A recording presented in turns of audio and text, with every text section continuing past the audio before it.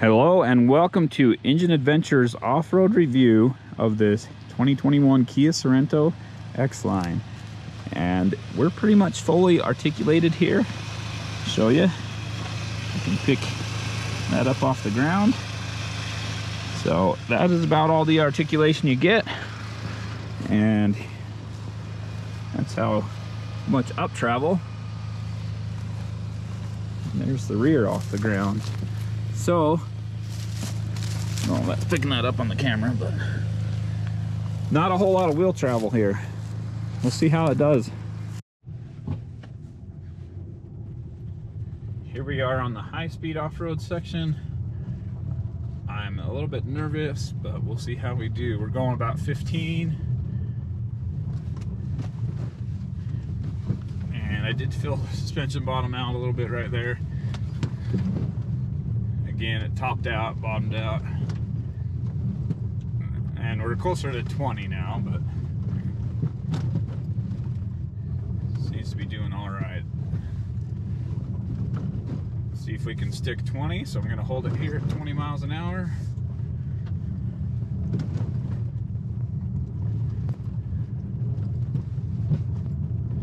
Not too bad. It's actually a little better than I expected. So some other vehicles like this with very limited wheel travel have not been able to do 20 miles an hour comfortably, but yeah, as you can see, hear it bottoms out a few times, and it sounds really loud because it's a unibody, but honestly, not too bad at all. It's done better than some of the pickup trucks and other things we've tested along here. All right, here we are, sport mode, and we're just going to be doing the small test here, and I'm actually going to be coming in a little bit closer to take a slightly easier line because I know this thing might struggle a bit. You can see where it's transferring power there. It's actually doing pretty well.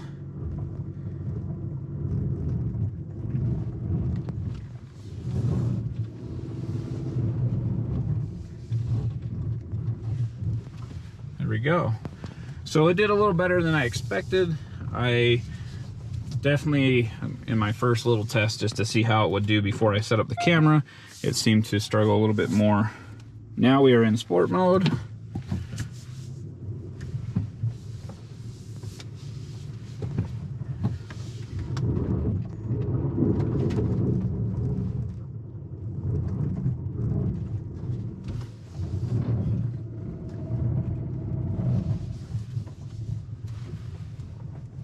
Not bad at all, but honestly that one felt similar to smart mode, except the throttle was a little more aggressive.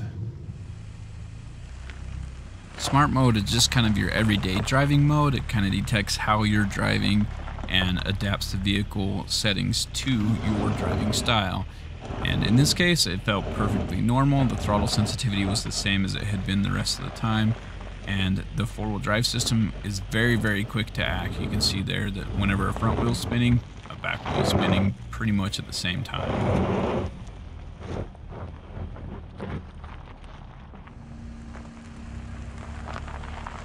In sport mode, the throttle sensitivity was much more aggressive, so you can see a lot more wheel spin here, but essentially the four-wheel drive system acted the same, just had a little bit more wheel speed overall.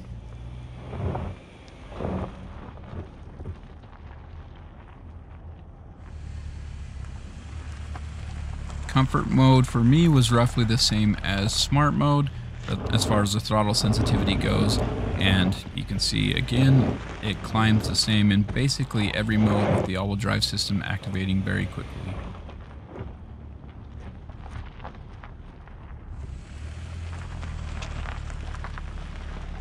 In eco mode, the throttle is less sensitive to try and save fuel, but again the all-wheel drive system is very quick to activate and the climb was pretty easy.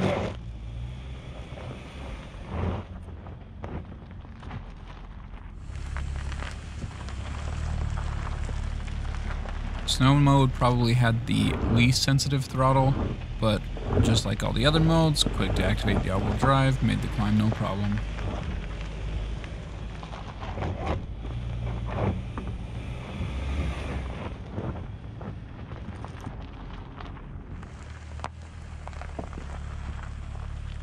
With the center differential lock, there's no slip between the front and rear initially. I didn't notice much of a difference because the all-wheel drive system is so quick to react, but there are situations where I imagine this would make a big difference.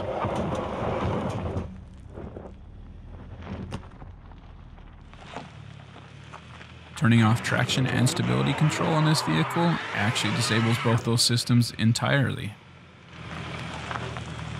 And it did exactly what I thought it would do. It actually disabled it and didn't transfer power side to side at all. A quick interjection here, we've teamed up with Truck Claws to give away this combo kit, and we'd like to thank them for offering this up to you guys. And I'll be doing a full review a little bit later and posting that video on the channel. But essentially, if you're stuck in mud, sand, snow, ice, whatever it may be, this might be the proper tool to get you out. Here's a short clip on how they work. So I did this test in two-wheel drive just to show it working, but in four-wheel drive I was still unable to make the climb. And you can see the tires just slip until the Truck Claws bite into the ground, and then it's able to move forward. This is about a 7 or 8% grade, so kind of steep, but not awful. Be sure to enter by following the link in the pinned comment below. Best of luck to you. All right, we are in sport mode. Let's go to smart mode. That one seemed to do just as well. And four-wheel drive lock, which is just locking the center differential. And we're gonna try, I don't know how many shots I have at this before the transmission overheats. So we're gonna take an easier line down low, and then we'll hit the really hard spot, and hopefully we can make it. So right here gets into the hard spot. Oh, the camera's just turned off on me, which they don't show a ton anyway. It's hard to get the depth perception and all that.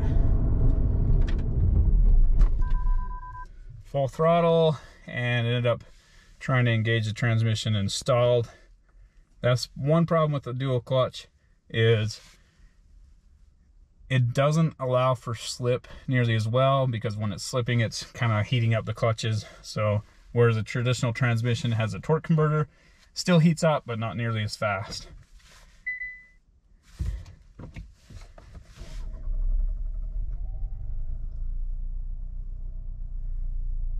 Took a second to start there.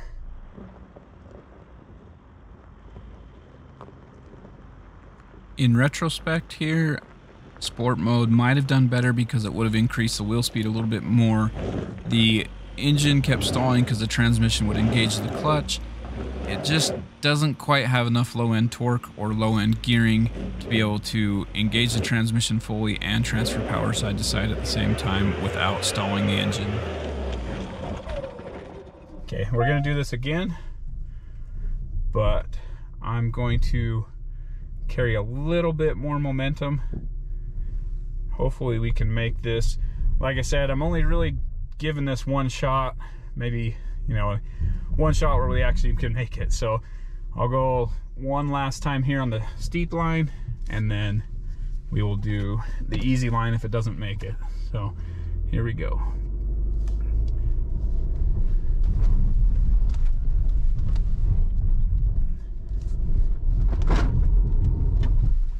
And I'm drifting off to the side.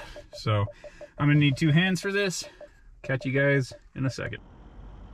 Here I tried to carry a little more momentum through it, but I started to drift offline and had to hit the brakes, which again caused the engine to stall. I didn't want to slide sideways and risk damaging the vehicle, so I called it quits there. One last try. We are still in smart mode. Still have the center differential locked. And let's give it a shot on this easy line.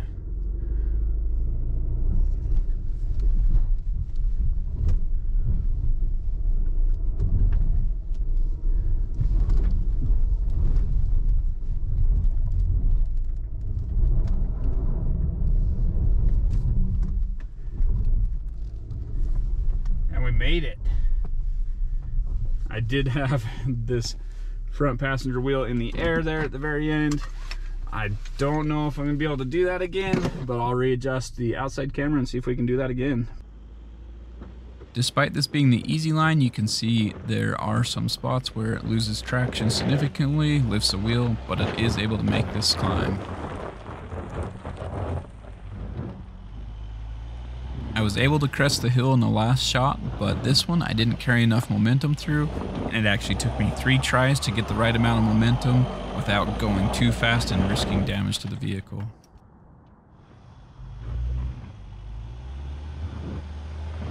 Clearly, I let off too early on this one, as normally I try and go as slow as possible. I didn't quite carry enough momentum through on here. Obviously, the best way to drive is to keep your momentum up a little bit, especially with a dual clutch transmission.